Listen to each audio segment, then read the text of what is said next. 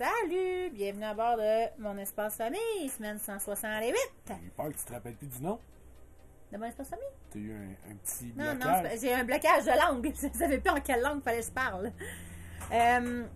Donc, on se déplace, en fait, on a commencé la semaine avec de la route et on a souvent, en fait, on a décidé, la majorité partie du temps, de ne pas prendre la route payante. Donc, c'est ce qu'on a fait pour se rendre à Tequila. Je me rappelle pas du numéro de la route. Non, hein? C'est pas grave. Mais c'était joli, par exemple. C'était très joli, mais c'était très sinueux. Et on s'est même ramassé à m'amener à travers une étang. Mais ça, par exemple, c'était vraiment joli. On aurait vraiment dû arrêter. Il y avait même un grand quai où on pouvait voir... On l'a manqué, on y retournera. Ouais, on l'a manqué. Non, on ne retournera pas, mais on l'a manqué. Mais c'était très joli. On aurait dû arrêter là. Et donc, on s'est rendu à Tequila. Bien sûr, le nom le dit, Tequila. Donc, on est à travers les champs de culture de l'agave bleue. C'était fou, là. Il y en avait vraiment partout.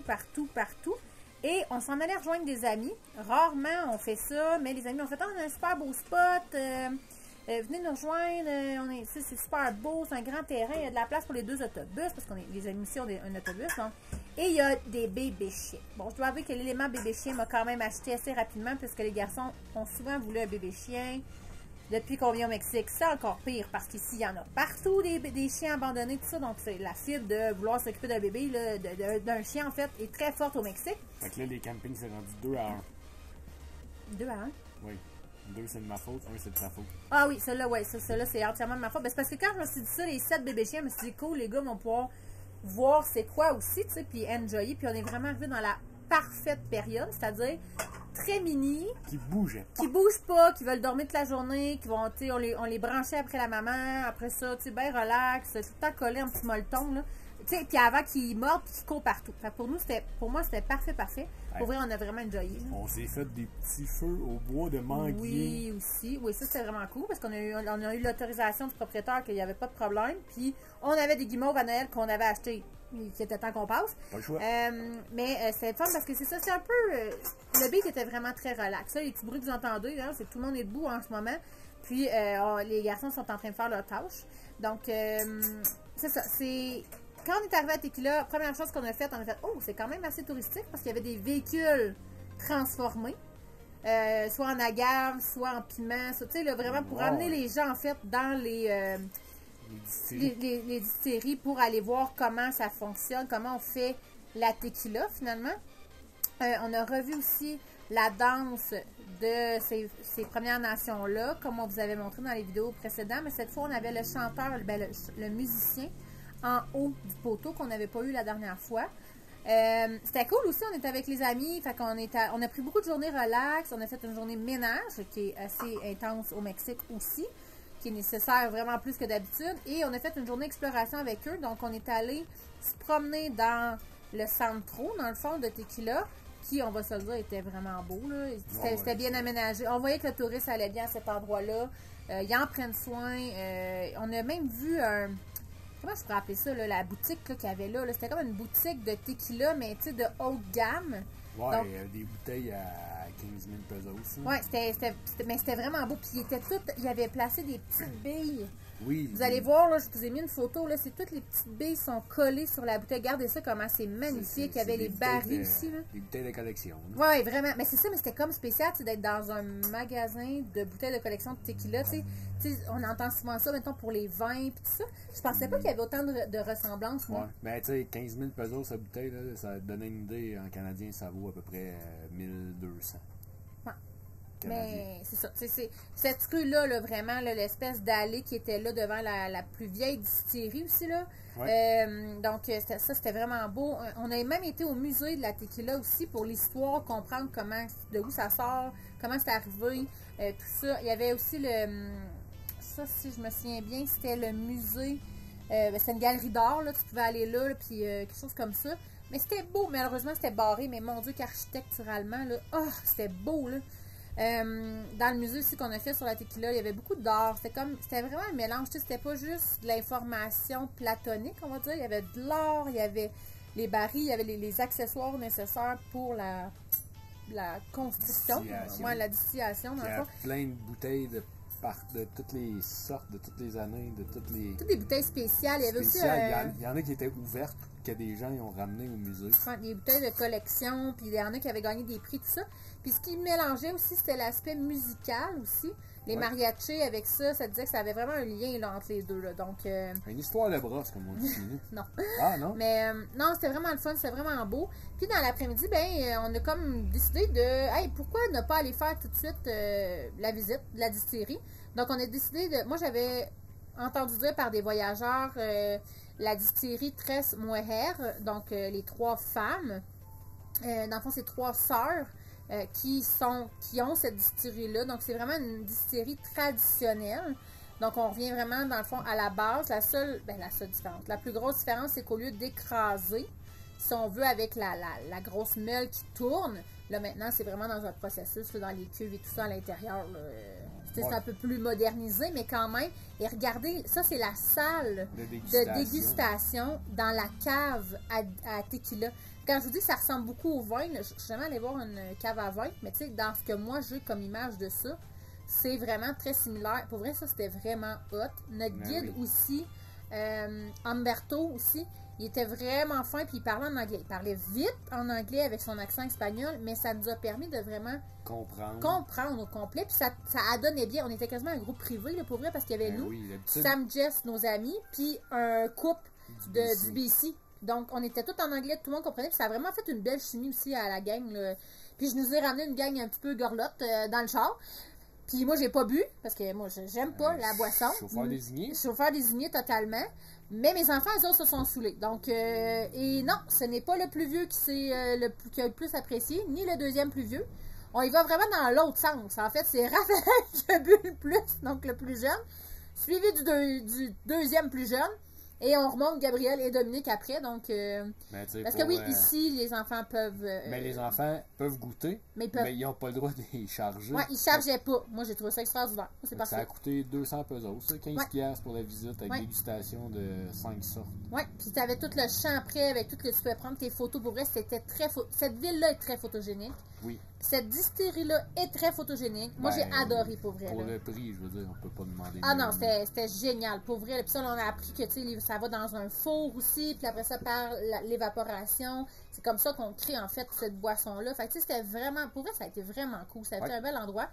Et le propriétaire du terrain où on était stationné pendant 4 nuits, Hugo, et sa famille, écoute, un charme exceptionnel. Pour vrai, si vous allez à Tequila, demandez-nous où on a fait dodo. C'est sur le spot Overlander aussi. On a fait une recommandation, mais pour vrai, c'est en plein centre-ville, mais c'était génial. C'était vraiment... Gros véhicule aussi possible. Ça, on pouvait vraiment... on était gros. Là. Faut s'imposer dans les rues. Oui. Mais ça rentrait... Mais je veux dire, c'est possible. Des fois, en plein centre-ville, c'est quand même assez compliqué. Fait que si jamais vous voulez aller visiter cet endroit-là, pour vrai, on recommande fois 100 millions. Là. Puis honnêtement, un coup qu'on était parti, ça fait 2 semaines, la vidéoconférence, on est comme rendu comme 2 semaines, là, nous autres, là, déjà de là. On est parti, puis on a fait comme... Ben, c'est parce qu'aussi, ils nous avaient dit un prix. Ouais. Et quand on est venu pour payer, à la fin, nous autres, on avait calculé avec ce prix-là. Puis... c'est pas tout ça qui nous a chargé. C'était beaucoup moins cher. Les enfants avaient aidé aussi à ramasser, nettoyer. Puis je pense qu'on aurait pu encore plus participer, là, tu sais, à aider, à...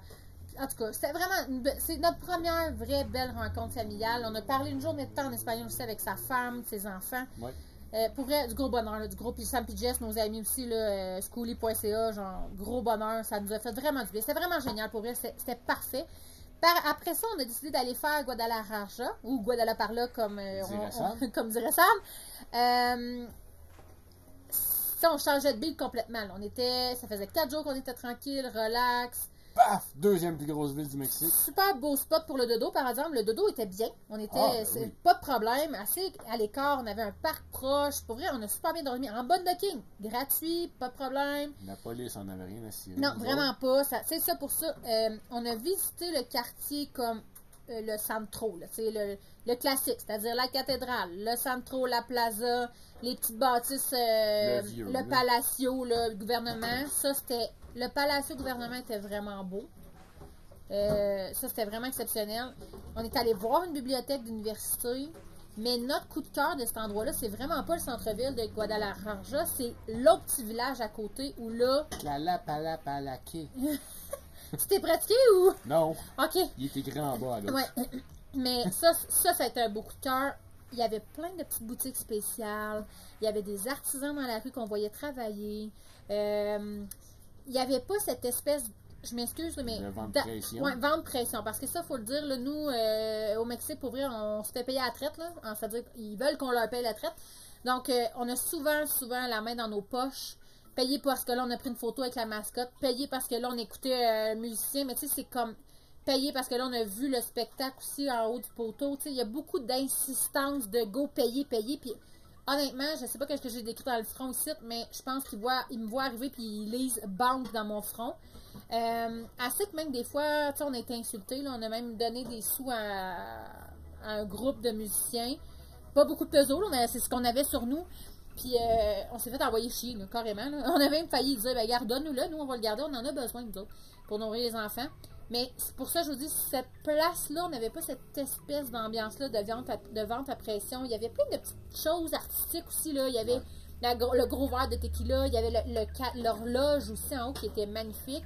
Mais ça reste que c'est une grosse métropole. Oui. Quand on est parti le matin, le smog, c'était épouvantable. Oui, ben en fait, c'est la vraie version du Mexique, là.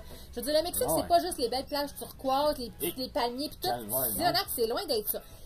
Puis là, je sais là, qu'il y en a qui vont me dire, ben voyons donc, Vicky, mais écoutez, nous, notre version, c'était qu'on pensait que c'était tous des villages coloniaux, que c'était toute la belle architecture, là, tu sais, des années 1500, là, tu sais, que c'était tout coloré. Moi, je m'attendais à beaucoup moins de ruines, beaucoup plus de petits villages colorés. En fait, on a des ruines, il y en a beaucoup. Non, mais je veux dire non, mais c'est ça, c'est que des non, mais c'est que des c'est tout à moitié abandonné, sur du ciment gris.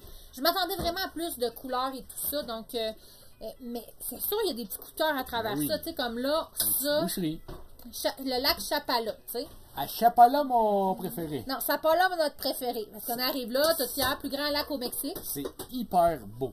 Oui. C'est la ville, les bâtiments, c'est Ça, hyper beau. c'était fou, là. Ça, c'est notre plus beau bâtiment vu à date. Là. Mais excusez, ça va être cru, hein, mais ça sent la fausse septique. Oh, non, mais c'est la couleur aussi. Parce que le lac sent la M-A-R-D-E.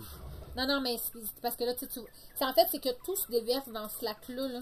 Donc, les wash se ramassent toutes dans le wash-là. Là, tu sais, fait que ça, on a trouvé ça très difficile parce que visuellement, ça regarde beau.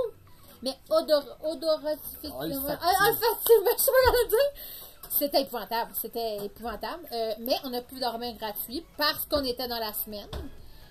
Soyez prêts aussi que le troisième voisin vienne vous voir pour vous dire hey, si jamais tu veux donner un tip au petit monsieur que je sais même pas c'est qui petit monsieur parce que petit monsieur il n'est jamais venu me voir puis il est jamais venu, tu sais, il a pas lavé mon char, là, il n'y a rien.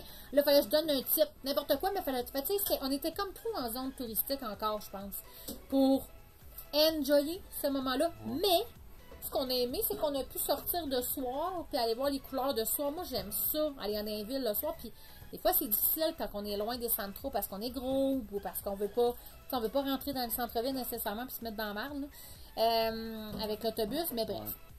En continuant sur le chemin aussi, on est arrêté à la vraie maison de la maman Coco, de le vrai film là, Coco. Donc, cette vraie madame-là qui a inspiré ce personnage-là de Maman Coco. Honnêtement, ça vaut pas le détour. Là. Genre, ça, c'est la façade. Si tu passes en avant de la porte, c'est correct. Je pense qu'on a parlé assez fort justement pour que la petite fille vienne ouvrir la porte. Puis malheureusement, cette dame-là, maintenant, est décédée. Elle est décédée l'année passée, donc à l'âge de 109 ans. Donc avant, on pouvait prendre des photos avec elle. C'est pour ça qu'on vous montrait tout le nombre de gens qui ont passé. Mais maintenant, elle est décédée. Donc malheureusement, ils ont fait une mascotte d'elle, si on veut, mais quand même, on y est allé. C'est sur donation. C'est sur donation, ça. Puis il y avait de la belle poterie aussi, extraordinaire. Bref, c'est ça qu'on a fait cette semaine. On vous remercie d'être encore là. Puis gênez-vous pas, commentez, likez. Soyez polis, indulgents. On essaie de faire notre mieux puis de vous montrer le plus la réalité. Ciao! Bonne semaine! Yo le llamo al rojo rojo. Y a lo negro desgraciado, sangre el alma, que me miren para abajo, fue mi destino. Respire ta pédale, mets dans ta bouche, avale, expire par ta bouche. C'est bon?